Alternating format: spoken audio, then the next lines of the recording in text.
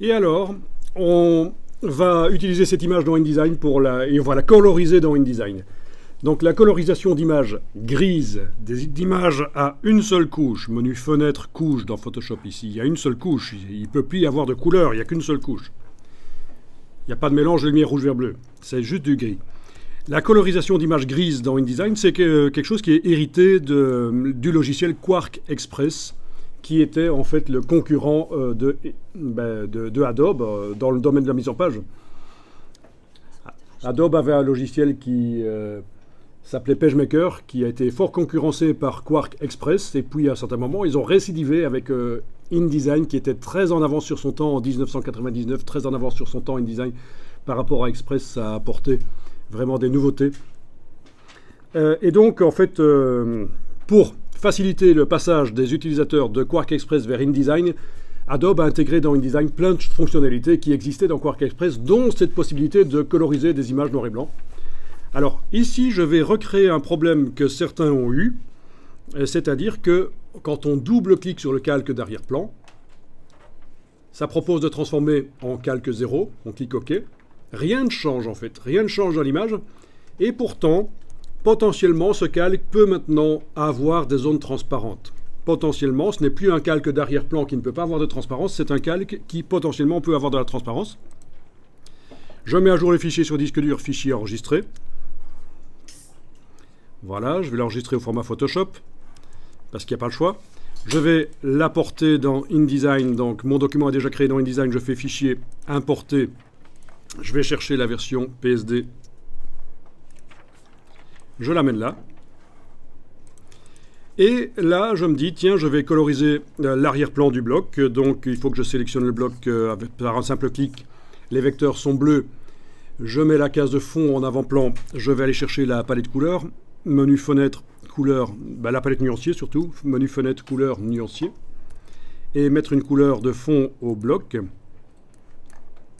Eh bien, elle ne se voit pas. Contrairement à ce qui s'est passé hier, elle ne se voit pas. Si je double-clique maintenant sur l'image et que j'essaie de mettre une couleur autre que le noir au pixel noir de cette image, ça ne fonctionne pas non plus.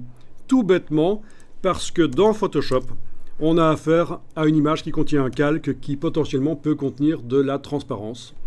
Il faut que je le retransforme en calque d'arrière-plan pour arriver à faire ce que je veux dans InDesign. Et ça, dans Photoshop, il va falloir le faire en allant dans Menu Calque, aplatir l'image. Menu Calque, aplatir l'image, à retransformer le calque 0 en calque d'arrière-plan. Vous voyez que le petit verrou qui indique que la transparence est verrouillée sur ce calque. Ça veut dire, je pourrais dessiner dessus comme ça, hein, en gris bien sûr. On peut dessiner dessus, il n'est pas verrouillé au niveau du dessin, mais au niveau de la transparence, il est verrouillé. Je mets à jour mon fichier Photoshop sur disque dur, fichier enregistré. Je retourne dans InDesign. Je fais la mise à jour. Quelqu'un m'a fait remarquer qu'on peut faire la mise à jour aussi en cliquant sur le petit triangle. Voilà. Alors, où est-elle? Oui, évidemment, vu que j'avais mis la même couleur de fond du bloc et la même couleur au pixel noir de l'image, on ne voyait plus rien apparaître. Là, techniquement, ça fonctionne. Je sélectionne le bloc avec la flèche noire en cliquant simplement une fois. J'ai les vecteurs bleus, je travaille bien sur le conteneur, le bloc. La couleur d'arrière-plan est jaune, je vais mettre du rouge par exemple. Maintenant, je double-clique, je travaille sur l'image. À la place du magenta, je vais mettre du vert par exemple, voilà. OK, ou du jaune, OK. Donc ça fonctionne. On arrive à coloriser les images grises dans InDesign à partir du moment où elles n'ont pas cette transparence dans Photoshop. Voilà, en faisant l'inverse, fond de bloc jaune et pixel noir transformé en rouge, ça fonctionnera mieux. D'accord, donc ça c'était le petit détail, le petit complément d'information par rapport à ce qu'on a vu hier. Le fait que, attention, gros piège, la colorisation d'images grises ne fonctionne pas dans InDesign si on a un calque qui n'est pas un calque d'arrière-plan. Et pour obtenir un calque d'arrière-plan, c'est donc menu calque, aplatir l'image.